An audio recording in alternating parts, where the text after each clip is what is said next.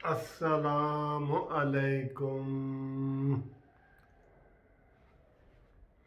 प्यारे दोस्तों, क्या हाल है? खैरियत है? ठीक ठाक? उम्मीद है आप खैर खैरियत से होंगे। दोस्तों, नवाज शरीफ ने सख्त नाराज़गी का इजहार कर दिया है, सख्त वाली नाराज़गी। उन्होंने ना सिर्फ ये कि सख्त नाराज़गी का इजहार किया है, बल्कि मौलाना फजल रहमान साहब को कहा है कि गो अहेड, आगे आओ और फैसला करो। समझे? उन्होंने कहा कि ये बड़े अफसोस की बात है कि जनाब ये आसिफ अली जरदारी ने ऐसी लैंग्वेज इख्तियार की है जो पीटीआई के लोगों की है, जो हुकूमत के लोगों की है, फवाद चौधरी की है, शिबली फराज की है, मासी फिरदौस आशिक अमान की है, कि जनाब पहले नवाज शरीफ आए। ये क्या तुक बनता है? ये कौन से पीडीएम के इजलास में सारी ये बातें तय हो रही थी? ये इसका बहुत बड़ी साजिश एक सामने आई है इसकी। नवाज शरीफ ने कहा है कि क्या ये एजेंडे में शामिल था? जैसे, और मरियम नवाज साहब ने बड़ा ज़बरदस्त बयान दिया है कि जैसे आप वीडियो लिंक से खिताब कर रहे हैं, नवाज शरीफ भी वीडियो लिंक से खिताब कर रहे हैं।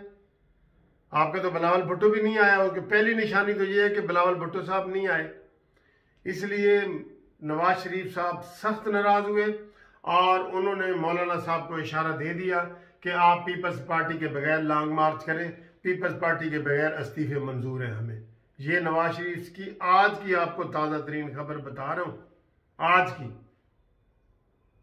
वो सारे हक्का बक्का हो गए कि यार ये क्या बात है, ये किसको खुश कर रहे हैं? आसिफ अली जरदारी किसको खुश कर रहे हैं? और आपने देखा होगा कि यूसुफ रज़ा गिलानी जब सेनेट का इलेक्शन हुआ उस वक्त भी उन्होंने कहा कि जी एस्टेब्लिशमेंट न्यूट्रल हो गई है, कहा है ना।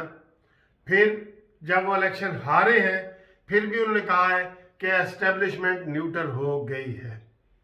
तो दोस्तों समझ जाओ, इस बात से समझ जाओ कि ये सिर्फ जो है ना आसिफ अली जरदारी को ये वजह नहीं है कि नवाज शरीफ क्यों इधर नहीं है, उनके सारे मामला तय हो गए, मुझे तो ये लग रहा है और यही कहा जा रहा है। और नवाज शरीफ ने भी मौलाना फजल रहमान को यही कहा है कि भाई पीटीआई अगर पीपल्स पार्टी वाले साथ नहीं चलना चाहते तो उनके बगैर करो उनके बगैर। क्योंकि वो नवाज शरीफ के बयानिए को आप देखें ना, मौलाना फजल रहमान साहब कह रहे हैं कि जी एस्टेब्लिशमेंट ये मुदाखलत कर रही है, शाहिद खकान अब्बासी साहब कह रहे हैं कि जी हमें रात गए तक 10-12 सेनेटर्स को टेलीफोन आ रहे हैं, और यूसुफ रज़ा गिलानी कहता है जी कि नहीं कोई नहीं कर रही। तो यूसुफ रज़ा गिलानी का मतलब ये है कि पीपल्स पार्टी ना, आसिफ अली जरदारी, बिलावल भुट्टो।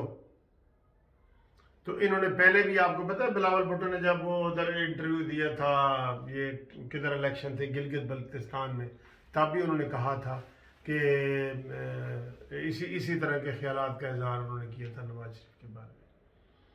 तो ये दोस्तों बिल्ली थैले से बाहर आ गई है और जरदारी साहब ने अपनी राहें जुदा कर ली हैं ज़हनी तौर पे, ठीक है।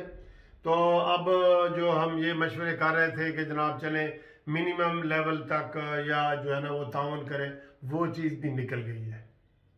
उन्होंने अपने आप को एस्टेब्लिशमेंट का एक सवारी के लिए अपना घोड़ा बन गए वो, और उन्होंने कह दिया है कि जनाब मेरे ऊपर सवारी करो। नवाज शरीफ साहब को बेहद गुस्सा आया है कि भाई मेरे साथ वो टेलीफोन पे क्या बातें करते हैं, और उन्होंने जनाब ये पीडीएम के इजलास में क्या बातें कर दी हैं। और फिर मौलाना फजल रहमान ने एक और बात की है कि हमारी पीडीएम की जितनी मीटिंग्स होती है ना वो राज होता है, एक कौमी राज होता है, उसको किसने निकाला है? आसिफ अली जरदारी की तकरीर बाहर कैसे गई है वो भी पता चल गया है कि जनाब शेरी रहमान ने वो सारे वो स्टिकर वगैरह भेजे हैं, सारे अंदर से बैठ के तो भेजे हैं। शेरी रहमान के क्या नाम है उसका, सेनेटर जो है वो पीपल्स पार्टी की। तो दोस्तों इस तरह तो ये नहीं चल सकता, कुछ भी नहीं हो सकता। ये तो हालात बिल्कुल ख़राब हो गए हैं और पीडीएम में से 10 जमातों में से पीपल्स पार्टी को अलहदा कर दिया जाए। और ये जो पीपल्स पार्टी समझ रही है ना कि उसको शायद इससे कोई बड़ा फ़ायदा होगा, no no no. People's party के अगर पहले इधर 4 वोट थे ना, अब वो 4 भी नहीं रहे पंजाब में। और अगर सिंध में उसके 8 वोट थे, 8 में से 4 रह गए हैं, और बाकी सूबों में तो वो है ही नहीं। ठीक है ना, बाकी सूबों में तो नहीं है ना वो। तो इस तरह सर किसी की पीठ में छुरा घोंपना, और आप कहते और हैं, आपने नवाज शरीफ साहब से जो बात की है वो और है, पीडीएम के इजलास में जो आपने बात कर दी है वो और है। मरियम नवाज की जुर्रत को सलाम कि उन्होंने वहां मुंह पे बैठ के सही तरीके से जवाब दिया है, एहतराम के साथ दिए, लेकिन सही ठोक के दिए। ये कोई तुक बनता है कि जनाब वो आप कह रहे हैं कि नवाज शरीफ गिरफ्तारी दे और नवाज शरीफ पेश हो और हम इधर जदोजहद तब करेंगे और इस्तीफे तब देंगे। ये कौन सा यार, ये तो यू टर्नों का भी बड़ा बादशाह यू टर्न है। यक्का होता है ना, यक्का यू टर्न होता है जी, बादशाह किंग, ये यक्का है, यक्का ताश के हिसाब से देखा जाए तो। लिहाजा ये बड़ी दरारें बहुत वसी हो गई हैं। अब इन दरारें ये पुर नहीं होगी। ठीक है, अब ये अनकरीब 2-3 दिनों में ये मीटिंग होने जा रही है।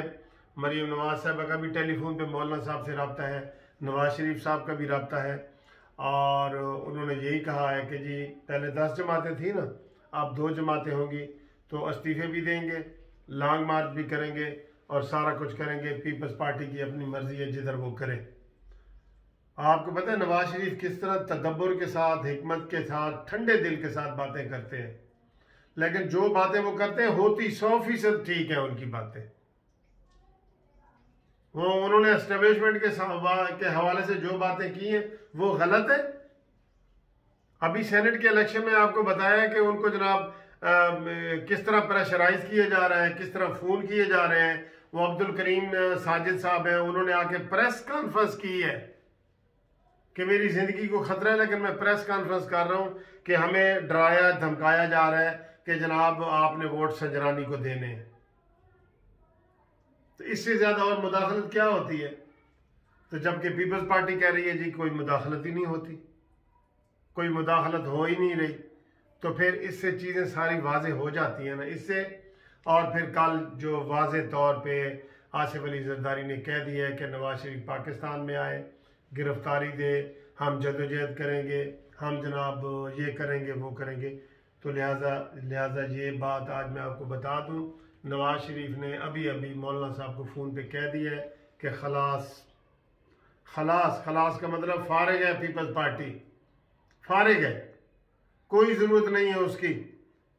उनको फॉर्मेलिटी के तौर पे इन्होंने 3-4 दिन दिए हैं कि भाई आप अपनी एग्जीक्यूटिव काउंसिल से पूछ के बता दें कि आप इस्तीफा देना चाहते हैं कि नहीं देना चाहते। ठीक है, इन्होंने भी यही कहना है कि हम इस्तीफा नहीं देते, और उधर से भी फॉर्मेलिटी पूरी हो जाएगी। लिहाजा ये जो पीडीएम था ना, पीडीएम, ये अब -1 पे चला गया है। और चला क्यों गया? इनकी अपनी वजह से, पीपल्स पार्टी की अपनी वजह से चला गया।